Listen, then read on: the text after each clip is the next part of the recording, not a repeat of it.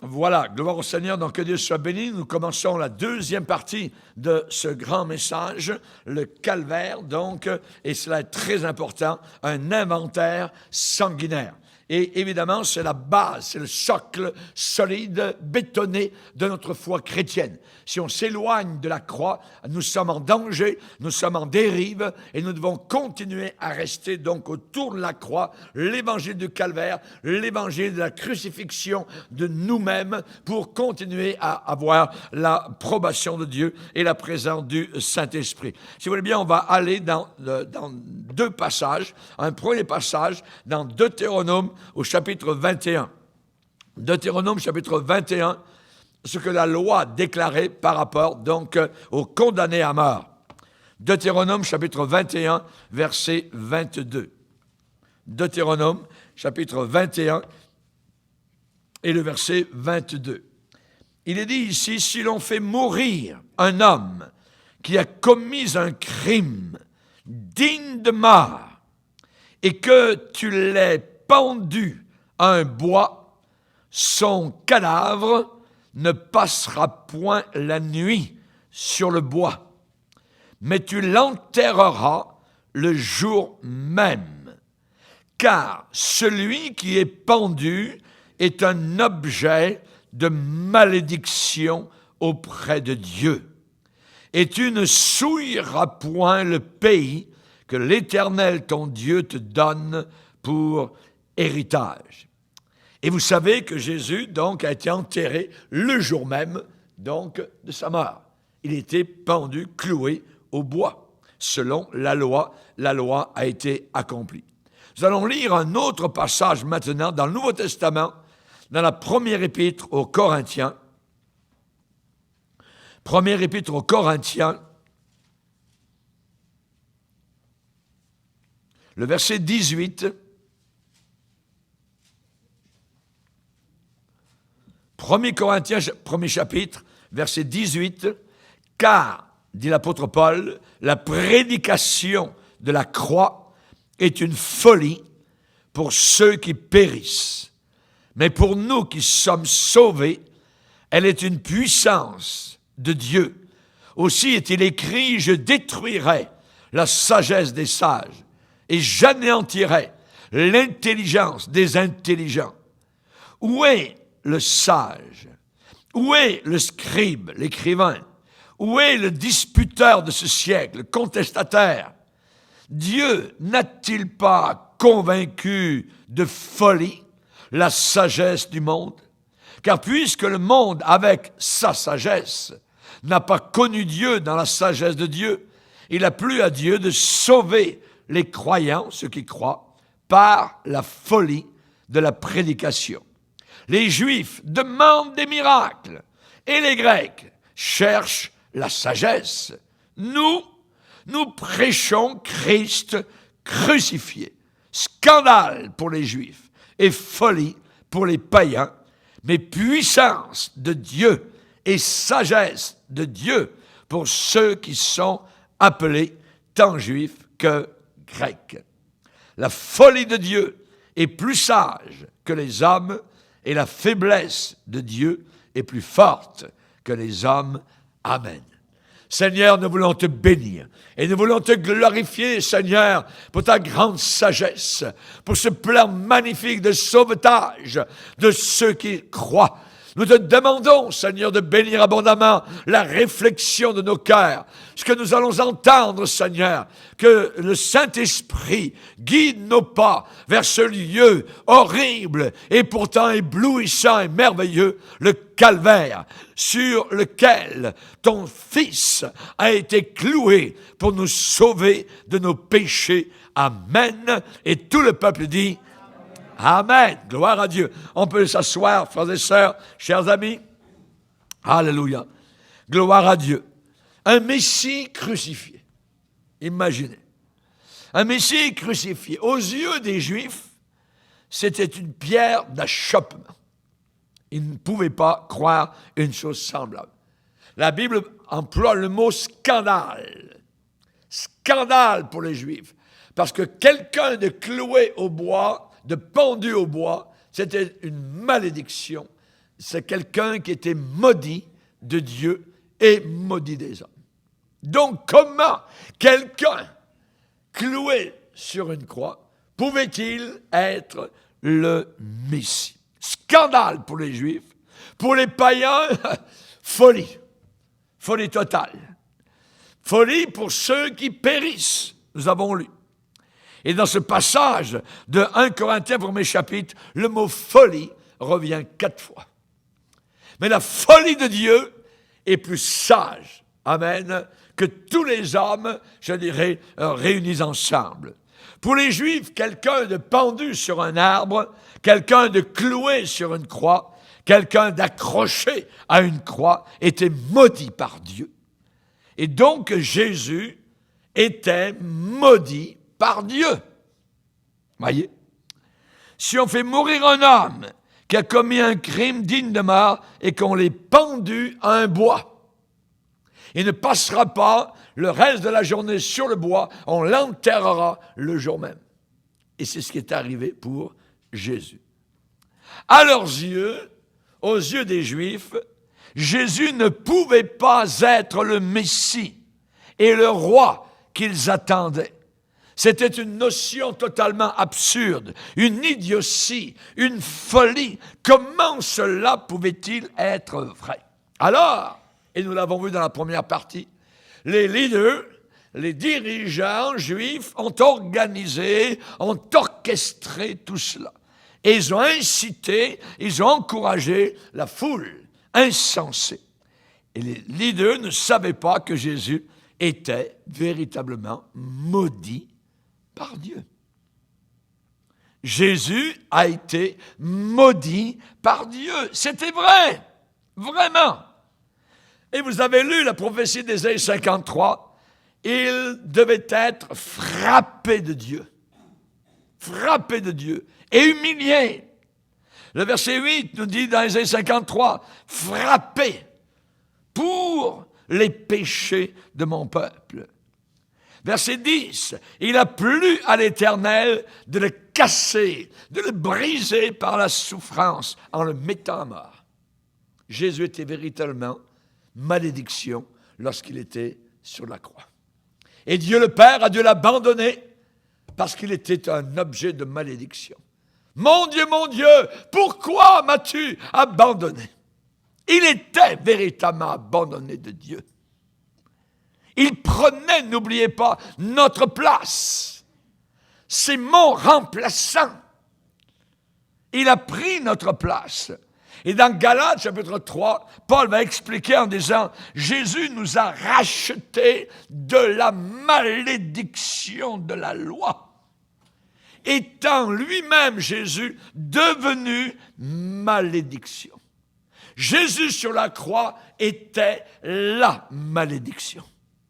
Rendez-vous compte. Parce qu'il est écrit, maudit est quiconque est pendu au bois. Quiconque est pendu à un bois est une malédiction. Il est maudit. Imaginez. Et tout ça, évidemment, ça n'avait aucun sens pour le peuple. Et nous avons vu, en terminant la première partie, la question, qui a reconnu le bras de l'Éternel? Qui a reconnu? Je l'ai reconnu, pas parce que j'étais intelligent, mais le Seigneur, par son Saint-Esprit, m'a éclairé. Et vous avez reconnu, vous qui êtes chrétiens nés de nouveau, le bras de l'Éternel, parce que le Saint-Esprit vous a montré Jésus comme étant votre sauveur. Il a été fait malédiction sur la croix pour que vous deveniez une bénédiction. C'est quelque chose d'inimaginable, cette histoire. C'était le plan de Dieu depuis l'éternité passée, avant même que le monde n'existât. Le plan de salut, de sauvetage, était déjà dans la pensée du Père. Alors nous avons vu évidemment les 4 groupes qui étaient autour de la croix, et nous en avons vu 2 particulièrement. Le peuple qui était là, la foule, évidemment nombreuse, des centaines de personnes étaient là au pied de la croix. Ensuite, il y avait le deuxième groupe, les leaders, les magistrats, les sacrificateurs, les scribes, les écrivains, tout cela, donc, était là, voyez. Et il y avait un troisième groupe, nous allons le voir maintenant, les soldats. Qui étaient-ils, les soldats?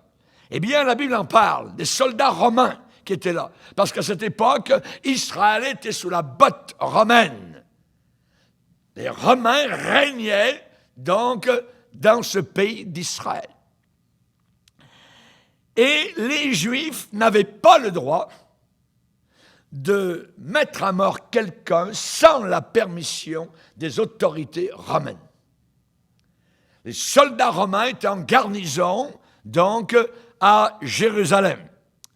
Et la Bible dit, dans Luc 23, 36, les soldats aussi se moquaient de lui. Jésus cloué sur la croix.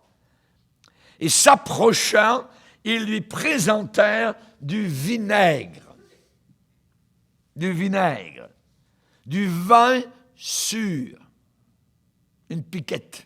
Voyez? Et vinaigre, ça veut dire, dans le mot vinaigre, vous avez vin aigre. Vinaigre. Voyez? Ils lui présentèrent du vinaigre. Essayez de boire du vinaigre. C'est une moquerie. Ils lui ont présenté cela. Et il disait, les soldats romains lui disaient, si tu es le roi des Juifs, sauve-toi toi-même. Donc, qu'est-ce que nous avons là? À la crucifixion, nous avons premièrement, une foule qui est impitoyable, sans aucune sympathie. Deuxièmement, nous avons des leaders religieux, des magistrats qui sont impitoyables, sans aucune sympathie. Nous avons troisièmement des soldats impitoyables, sans aucune sympathie.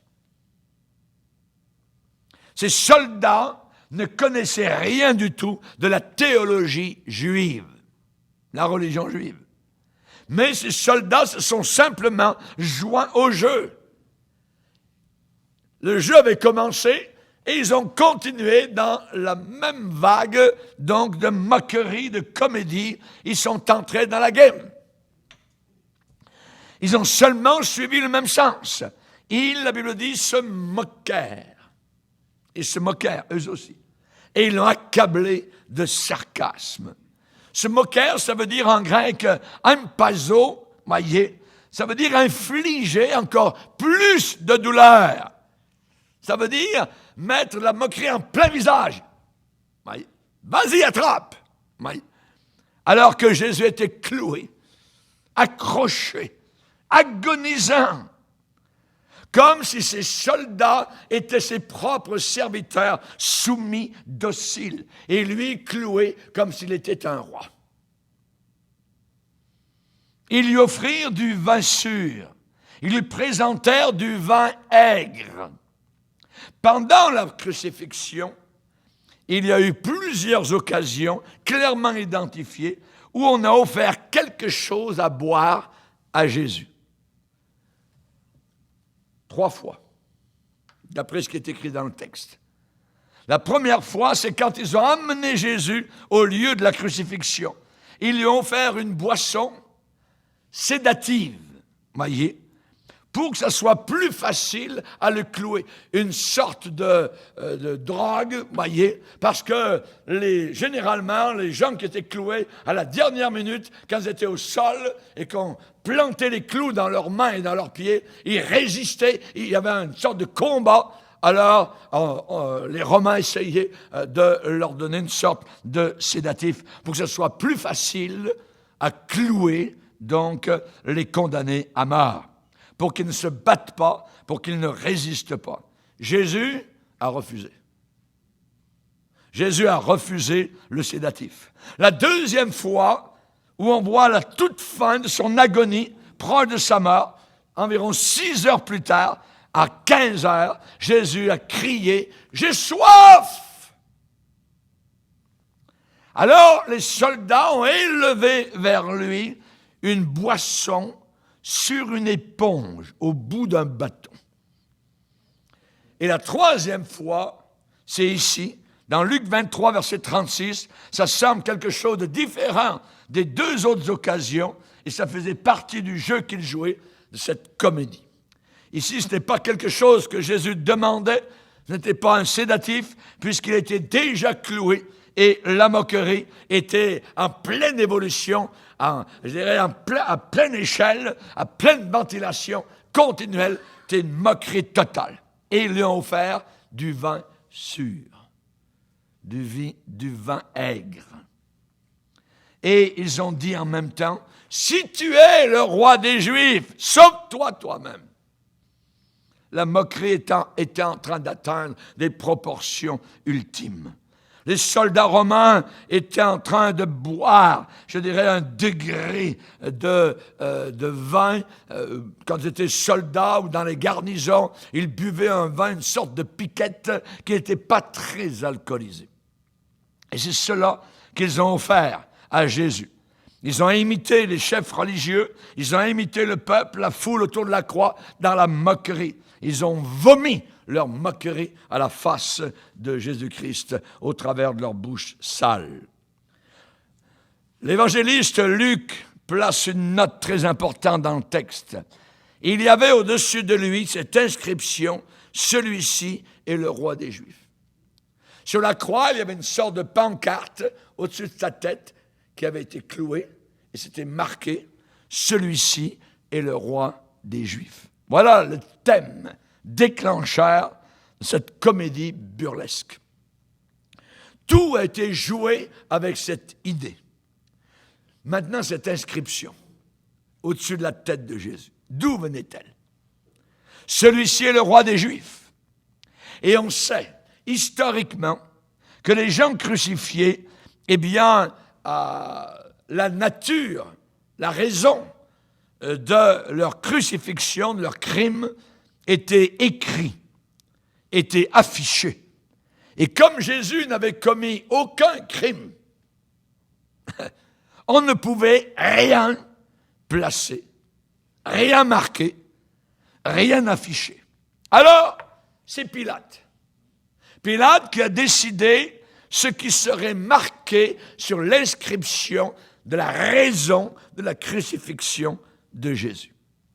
Et Pilate a écrit l'inscription et il l'a placée sur la croix. Dans Jean 19, verset 19, Pilate fit une inscription qu'il plaça sur la croix et ainsi conçut Jésus de Nazareth, roi des Juifs. Toute la moquerie était autour de la royauté de Jésus. C'est un roi, regardez, c'est un roi. Ça a été la décision personnelle de Pilate. Et cela, on trouve ça dans Matthieu, Marc, Luc et Jean.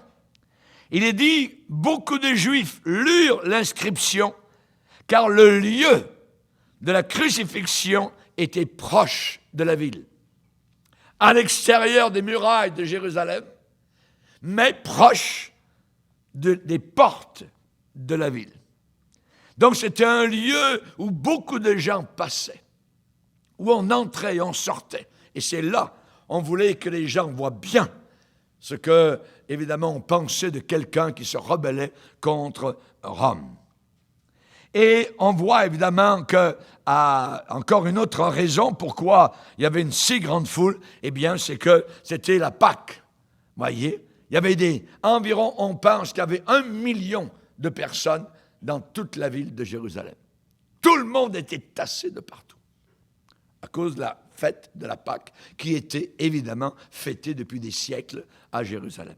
Et les Juifs de partout venaient depuis des semaines, parfois des mois. Ils partaient de l'Afrique, ils partaient de Rome, ils partaient de partout pour venir donc à Jérusalem fêter la Pâque. Il est dit que l'inscription était écrite en hébreu, en latin et en grec. Ça veut dire que tout le monde connu de l'époque, les grandes langues donc de l'époque, c'était l'hébreu, le latin, évidemment avec les Romains, et le grec aussi, donc, qui étaient les grandes langues. Aujourd'hui, on dirait que c'était écrit en anglais, en espagnol, en français, donc on pourrait dire pour le monde occidental. Pour que tout le monde sache bien. Et Pilate voulait que tout le monde le sache. Les Juifs, auparavant, avaient dit à Pilate, « N'écris pas roi des Juifs. Écris qu'il a dit, je suis roi des Juifs. Qu'est-ce que Pilate a répondu? Pilate a répondu, ce que j'ai écrit, je l'ai écrit. Il n'y a rien qui va bouger. Pilate n'a rien voulu changer. Pourquoi? C'était la façon de Pilate de se moquer d'eux, parce que eux s'étaient moqués de lui. Lui, le chef romain. En effet, les chefs religieux juifs, les magistrats, l'avaient poussé au pied du mur, l'avaient cerné dans un coin afin qu'il donne la permission d'exécuter un homme que lui, Pilate, savait être innocent. Pilate a dit, mais quel mal a-t-il fait? Pilate savait que c'était par jalousie que les chefs religieux lui avaient livré Jésus. Alors, Pilate avait une dent un peu contre eux. Il a dit, ce que j'ai écrit, je l'ai écrit. OK, ça suffit. Fermez-vous, puis ça va être comme ça. Même la femme de Pilate avait averti Pilate. La femme de Pilate avait eu un rêve le matin de bonne heure. Et elle l'a averti. Elle a envoyé un messager. Et le messager, alors que Pilate était sur son trône, voyez, il a déplié. Sa femme lui a dit, « Chérie, n'a rien à voir à faire avec ce juste. Ce Jésus, c'est un juste. Et j'ai été cruellement tourmenté cette nuit en rêve. C'est un juste. » Pilate savait. Il savait. Ce que j'ai écrit, je l'ai écrit. Sa femme l'a averti de se laver les mains de ce sang innocent. Et Pilate a déclaré plusieurs fois, je ne trouve aucune faute en lui. Je ne trouve aucun crime en lui. À un moment, il a dit, il n'y a rien de coupable en cet homme. Aucune culpabilité. Même Hérode, qui était ennemi de Pilate, eh bien, ne trouvait rien en Jésus. Même Hérode, qui l'a renvoyé à Pilate. Et cette journée même, des ennemis qu'ils étaient, les deux sont devenus amis. Par rapport à Jésus, on a vu ça au travers des années, des ennemis qui deviennent des amis. Pilate a été poussé à ressembler à un idiot. Mais il ne voulait pas s'arrêter là. Il a voulu tourner les tables, il a voulu tourner le jeu, que ce soit eux qui ressemblent à des idiots. Ce que j'ai écrit, je l'ai écrit. C'est une sorte de petite farce que Pilate avait contre eux. Et le peuple a continué à se moquer de Jésus. Pilate s'est moqué du peuple et Pilate s'est moqué des chefs religieux. L'inscription qui était au-dessus de Jésus sur la croix, eh bien, quelle croix? C'était une croix traditionnelle avec un long poteau central et la croix transversale, le patiboulam, donc au-dessus, je dirais, où les mains de Jésus étaient donc clouées. Et l'inscription était au-dessus de la tête de Jésus, placardée sur le poteau principal. Les soldats en bas étaient au pied de la croix, et la Bible dit que les soldats se partagèrent ces vêtements en tirant au sort. En tirant au sort, en jetant des dés. Les dés, ce n'est pas d'aujourd'hui. Ça date de loin, voyez. Et ça va revenir à qui ce morceau de vêtements, tout ça. Donc, la Bible dit, ils se partagèrent ces vêtements, voyez. Donc, on donnait le droit au bourreau de garder les possessions des condamnés à mort, les dernières possessions que les condamnés à mort avaient, leurs derniers vêtements et leurs derniers objets. Une sorte de petit bénéfice personnel, une sorte d'avantage en nature, donc des bourreaux et des exécuteurs d'ordre. Un petit détail qui a été donné par Jean sur cet arrière-plan. Il est dit, Jean 19, verset 23, « Les soldats, après avoir crucifié Jésus, prirent ses vêtements et en firent 4 parts. 4 parts. Une part pour chaque soldat. Il y avait 4 soldats qui se sont occupés de la crucifixion personnelle de Jésus. à cette époque, il y avait 4 éléments comme vêtements qui étaient portés par une personne moyenne. Tout d'abord, il y avait une sorte de manteau extérieur qui vous couvrait pour vous tenir chaud, pour vous réchauffer, donc dehors, comme une sorte, on pourrait dire aujourd'hui, une sorte de veste ou de veston. Et vous pouviez dormir, dessus. C'était parfois utilisé comme une sorte de couverture. C'était le vêtement, donc, une sorte de manteau extérieur. Deuxième élément, c'était les souliers, les sandales, voyez. Le troisième élément, c'était quelque chose sur la tête, une sorte d'écharpe ou de bonnet, voyez.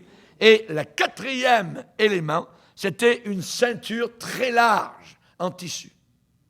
Une ceinture très large en tissu. Et on sait qu'il y avait 4 soldats romains affectés, attitrés à la crucifixion, désignés. Par exemple, lorsque on voit l'apôtre Pierre qui est en prison, dans les Actes des Apôtres, eh bien, il était gardé par 4 escouades de 4 soldats romains. Ça veut dire qu'il y avait une escouade, 4. Il était gardé par 4 escouades de 4 soldats romains qui gardaient Pierre en prison. Escouade. Une escouade, c'est un petit groupe de soldats. On peut appeler ça un quaternion qui est composé donc de 4 escouades de 4. C'était une pleine escouade, 16 personnes, vous voyez. Et on sait pourquoi, au pied de la croix, les 4 vêtements de Jésus ont pu être partagés en 4. En 4. Il y avait aussi une tunique en plus, un 5e élément, une tunique. C'était son vêtement régulier. Et il est dit que cette tunique était particulière, elle était sans couture.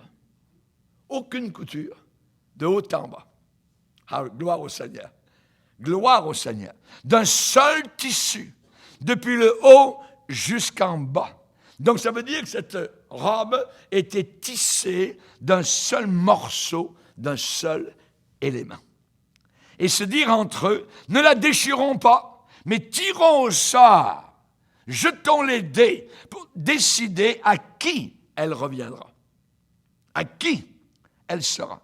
Et la Bible dit, cela arriva afin que s'accomplisse cette parole de l'Écriture.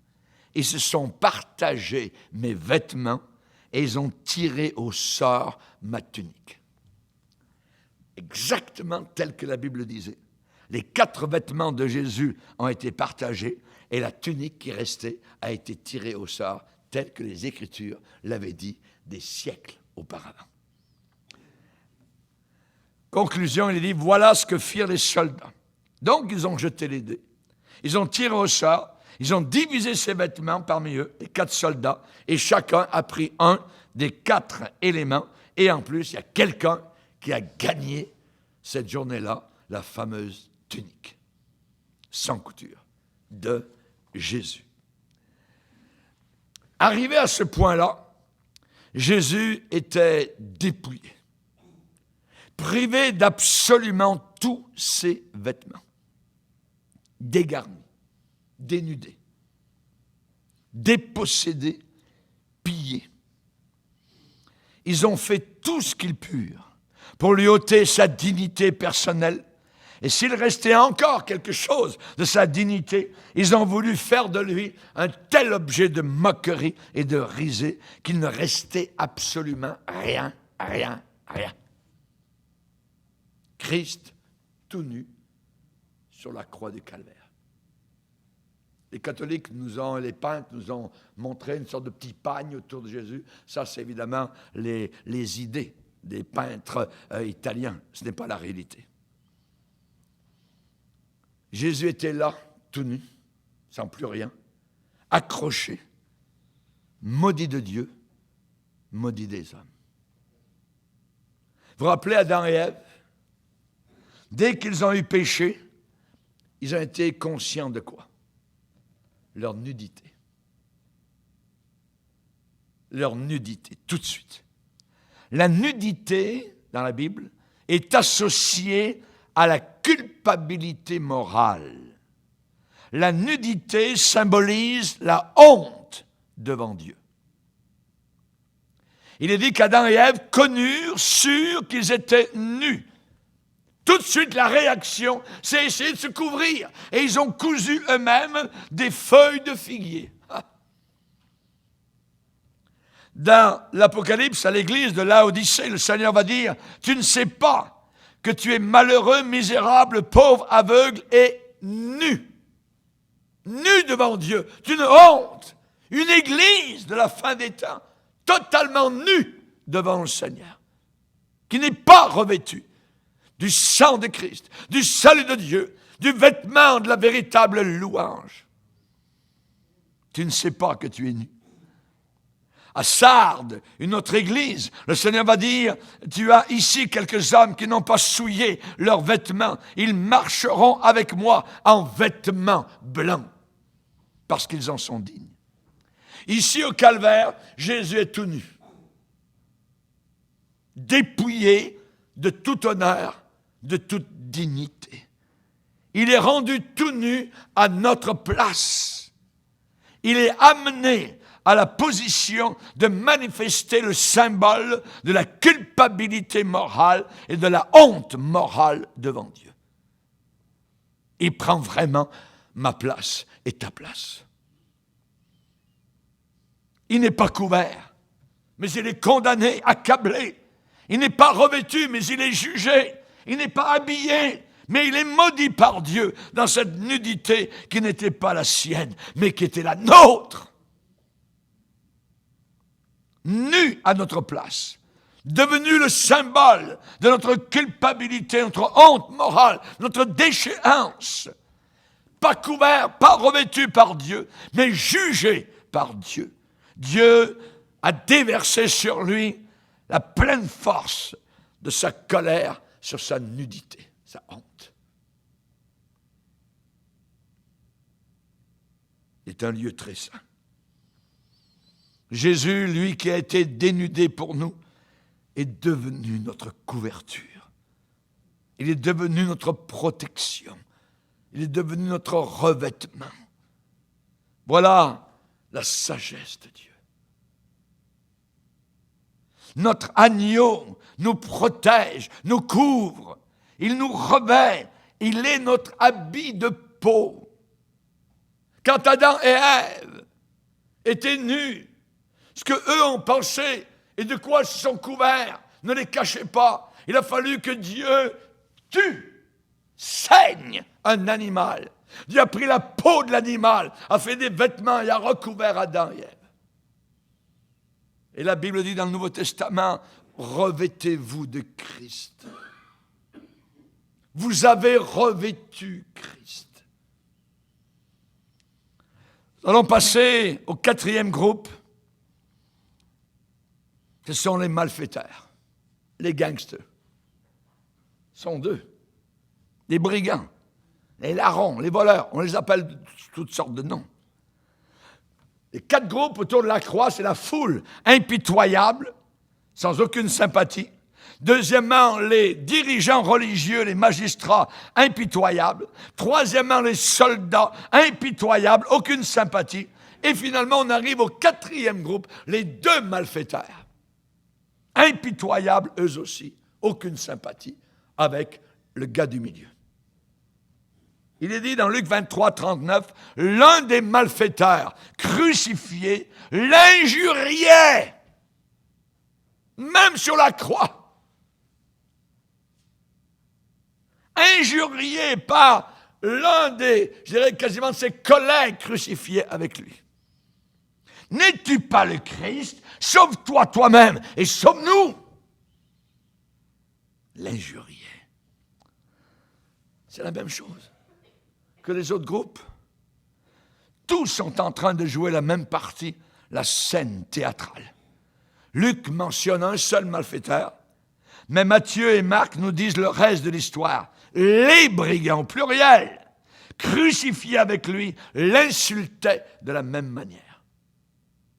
De la même manière. Jean ne parle pas des brigands.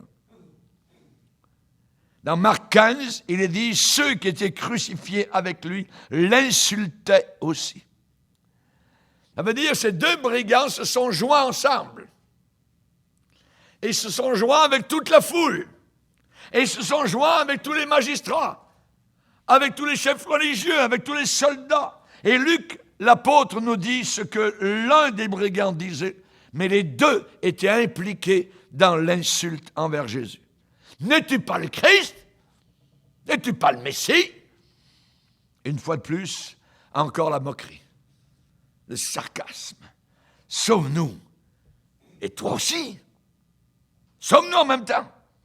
Tout ça est cruel, très cruel, impitoyable, c'est très dur, c'est insensible, c'est inhumain, implacable, une attitude d'insulte.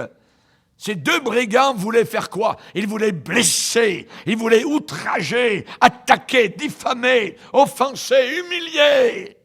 Aucune clémence, aucune douceur, aucune miséricorde, aucune bienveillance, aucune sensibilité. Mais au milieu de cela, qu'est-ce qu'il y avait? L'intercession miséricordieuse de Jésus.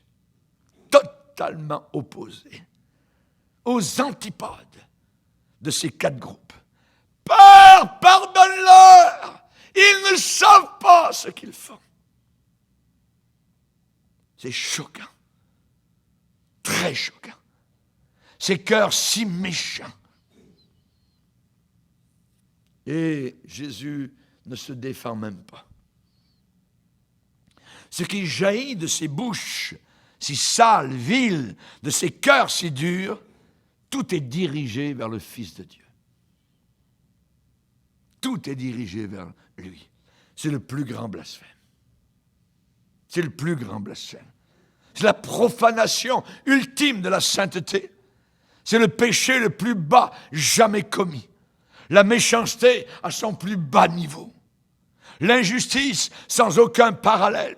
La transgression sans équivalent. L'hérésie au-delà de l'hérésie. L'irrévérence au-delà de toute irrévérence. Un sacrilège au-delà de toute compréhension. Et cela méritait quoi? La condamnation de Dieu. Le jugement de Dieu. La menace de Dieu. La vengeance de Dieu. On aurait pu s'attendre à ce que Jésus répande sur eux une condamnation terrible, une accusation sans appel. Sur eux tous. Pour leur faire payer leur iniquité entière et outrageuse.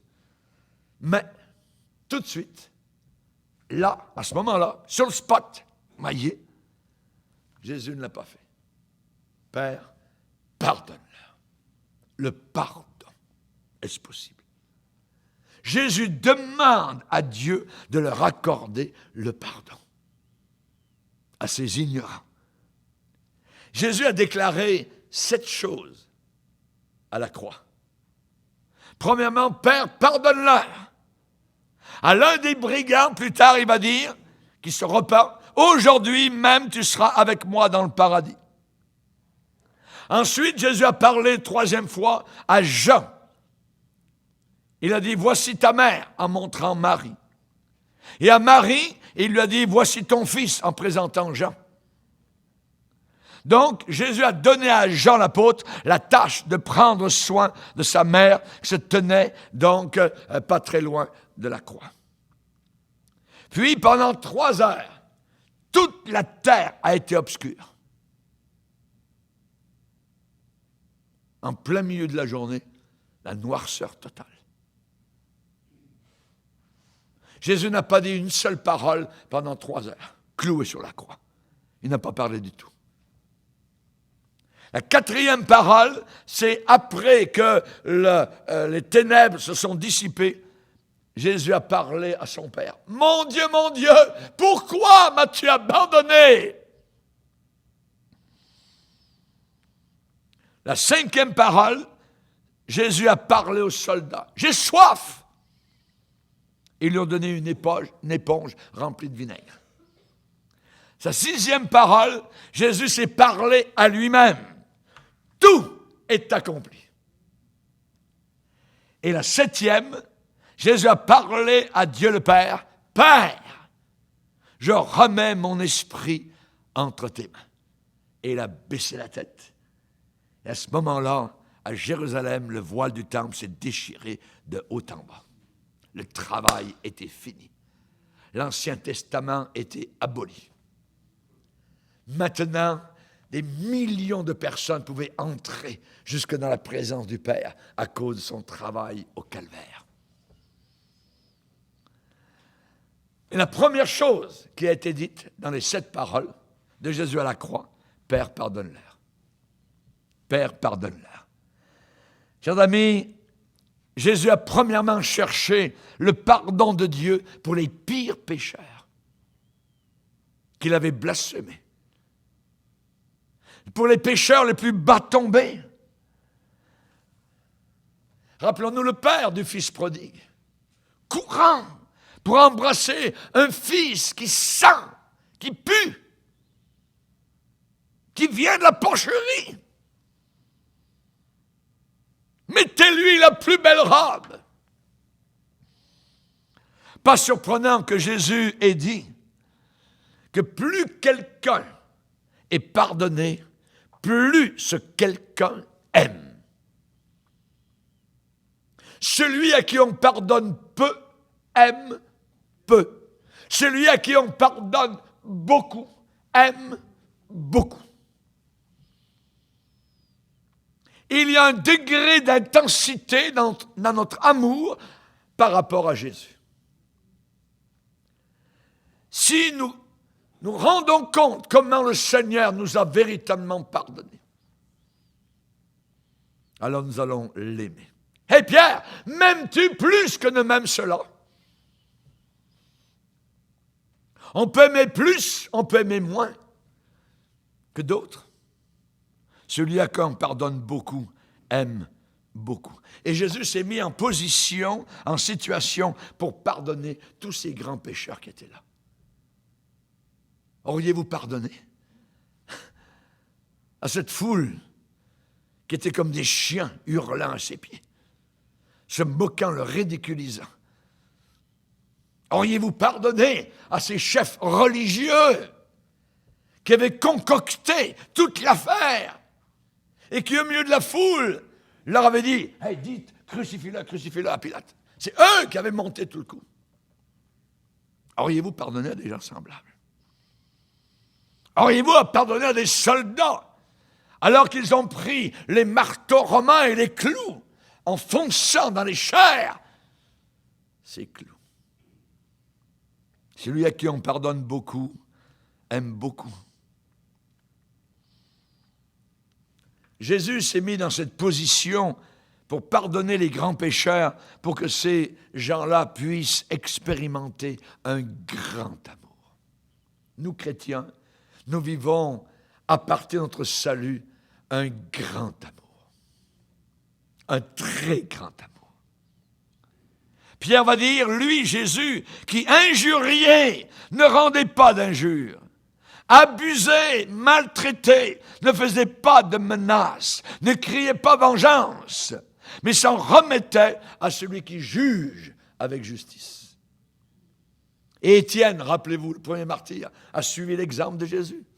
Il a suivi l'exemple de son maître. Quand il a vu que sa vie personnelle, Étienne, lui était enlevée, qu'on lui lançait des pierres pour le tuer, que sa vie était écrasée par ces pierres couvertes de son sang, Seigneur, ne leur impute pas ce péché. Il imitait son maître Jésus. Il faut comprendre que la prière de Jésus était une prière générale. Ça veut dire que le monde entier puisse bien savoir qu'il n'existe pas de péché tellement grave contre le Fils de Dieu que si quelqu'un se repent véritablement, il peut être pardonné. Il peut être pardonné. S'il y a un pardon pour ces gens-là, imaginez, il y a un pardon pour n'importe qui. Il y a un pardon pour n'importe qui. On ne peut pas aller au-delà de ça. On ne peut pas aller plus loin que ça. C'est une prière spécifique aussi, Père, pardonne-leur. Pardonne-leur. leur, c'est qui? Pardonne à eux. Pardonne-leur. Jésus savait qui était leur, eux. Le jour de la Pentecôte, quelques jours plus tard, à Jérusalem, 3000 Juifs sont convertis, ont été baptisés dans l'eau. Et de ces 3000, des centaines, j'imagine, se trouvaient au pied de la croix. Le Saint-Esprit a travaillé leur cœur. Durant cette semaine, ils ont été tourmentés. Ils ont assisté à quelque chose d'inouï. La terre a tremblé en plein milieu du jour. La comédie a eu un voile qui est tombé noir. Ils ont vu, il y a quelque chose qui se passe. Quelques semaines plus tard, pas 3000 Juifs qui se sont convertis, 5000. Et de plus en plus, des dizaines de milliers de gens à Jérusalem ont cru en Jésus, ont eu foi en Jésus. Et beaucoup de ceux qui avaient été dans cette foule au pied de la croix sont venus à Jésus des semaines après sa résurrection. Alléluia. Merci Seigneur. Merci Seigneur. Ça, c'est l'Évangile. L'Évangile véritable. On va résumer. Père, pardonne-leur. C'est une prière générale, disant et annonçant au monde entier, claironnant aux quatre coins de la terre, que le pécheur qui se repent et qui vient à Jésus peut être pardonné du pire péché qu'il a pu commettre. Mais en même temps, c'est une prière spécifique parce que Jésus appelle des pécheurs. Jésus dit, je ne suis pas venu pour des justes, mais pour des pécheurs. Alléluia. Dieu sait et il connaît, il savait que dans cette foule, beaucoup viendraient au salut et seraient pardonnés. La prière de Jésus a été exaucée. Père, pardonne-leur. Beaucoup de gens de cette foule ont été pardonnés. Alléluia. Et à partir de ces gens moqueurs, insensibles, qui ridiculisaient Jésus au pied de la croix, une église est née. Et ces gens-là sont devenus la première église. Plus que ça, rappelez-vous les magistrats, rappelez-vous les gens religieux qui avaient concocté toute l'affaire. Voyez, il est dit, dans Acte 6, verset 6, une grande foule de sacrificateurs obéissait à la foi en Jésus. Une grande foule de magistrats, de sacrificateurs, d'hommes religieux sont venus à la foi en Jésus-Christ. Une grande foule, nous dit la Bible. Père, pardonne-leur. Ils ont été pardonnés. Il y a un cas particulier, du milieu d'eux, au milieu des soldats, il y a eu un soldat particulier qui est venu au salut.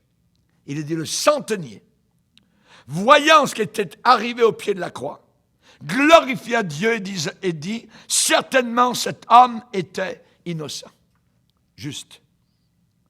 Matthieu 27 nous dit, le centenier et ceux qui étaient avec lui pour garder Jésus, ayant vu le tremblement de terre et ce qui venait d'arriver, furent saisis d'une grande frayeur et dirent, certainement cet homme était Dieu le Fils. Tchouf. Imaginez, la prière de Jésus, Père, pardonne-leur, a été répondue tout de suite, au pied de la croix. Au pied de la croix. Certaines personnes de la foule ont formé la première église, ont affirmé et ont cru à la divinité de Jésus-Christ. Certainement, cet homme était le Fils de Dieu. Un centurion romain, en train de louer le Dieu d'Israël, c'est un miracle, affirmant la réalité de son Fils, ainsi que d'autres soldats travaillant avec lui autour de la croix. Et d'autres leaders ont déclaré aussi la même chose. Il est dit dans Acte 6, la parole de Dieu se répandait de plus en plus et le nombre de disciples augmentait beaucoup à Jérusalem et une grande foule de sacrificateurs obéissait à la foi. Et aussi en passant, l'un des brigands qui a été touché puissamment par le Saint-Esprit, un vrai miracle, regarde Jésus, arrête de se moquer avec son ami de l'autre côté, et soudain, il est convaincu. Cet homme est un roi. Cet homme tout nu, cet homme ensanglanté, cet homme avec les yeux révulsés, cet homme avec la barbe arrachée, cet homme avec une couronne totalement de moquerie. Il est un roi. Est-ce possible? Il faut que le Saint-Esprit travaille. La nouvelle naissance est un miracle du début à la fin. Toi qui as été sauvé, toi qui as cru, c'est un miracle merveilleux. Comme le brigand à côté de Jésus.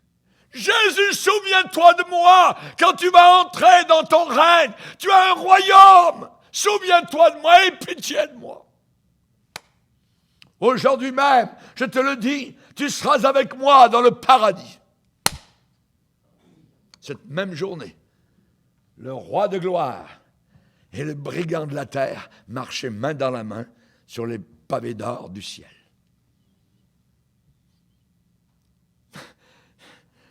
Inimaginable.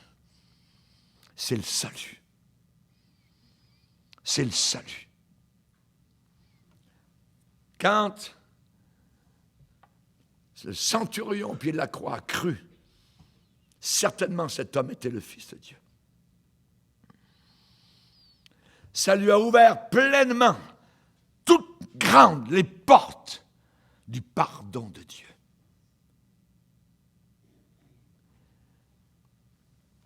La foule, les soldats, les brigands, les sacrificateurs. Tout cela est arrivé alors que cette moquerie était entassée sur Jésus. Vous pensez que c'est dur d'être maudit des hommes? Mais être maudit par Dieu. Jésus était les deux, maudit par les hommes et maudit par son Père. Mais en prenant sur lui à la fois la malédiction des hommes et la malédiction de son Père, Jésus a pourvu à l'expiation pour nous accorder le pardon. Il a prié pour moi du haut de la croix. Il pensait à moi. Il était Dieu. Père, pardonne-lui. Père, pardonne-la. Il a rendu possible ce pardon si généreux. Seigneur, nous te bénissons. Seigneur, nous sommes devant un buisson ardent qui brûle et nous voulons enlever nos souliers sur ce lieu de sainteté. Nous te bénissons et te remercions pour cette scène du calvaire, si nette, si claire, par sa richesse, par son émerveillement. Nous sommes émerveillés, nous sommes étonnés. Notre âme est remplie de joie, d'action de grâce, de reconnaissance. Nous avons placé en toi notre pleine confiance. Nous avons reçu ton pardon. Et pour ceux qui ne l'ont pas encore reçu, que maintenant, cet instant, vous puissiez venir vers lui, lui demander pardon, et vous recevrez votre entrée libre au ciel. Merci Seigneur de ce que tu as fait pour nous. En prenant sur toi tous les blasphèmes, en prenant sur toi en plus la malédiction de ton Père, pour nous accorder, nous des pécheurs, qui ne méritions pas une place dans le ciel, dans la gloire. Nous te louons, nous te bénissons. Nous n'aurons jamais assez de force, Seigneur, pour te louer, chanter assez fort. Fais ton œuvre dans chacun de nos cœurs. Tu as dit, Père, pardonne-leur. Nous étions dans ce leur. eux. Pardonne à eux. C'est nous, Seigneur. Nous en faisions partie. Et nous te bénissons. Nous ne pourrons pas échapper à l'enfer si nous négligeons, nous mettons de côté un si grand salut. Merci Jésus. Amen. Et tout le peuple dit Amen. Levons-nous ensemble devant le Seigneur.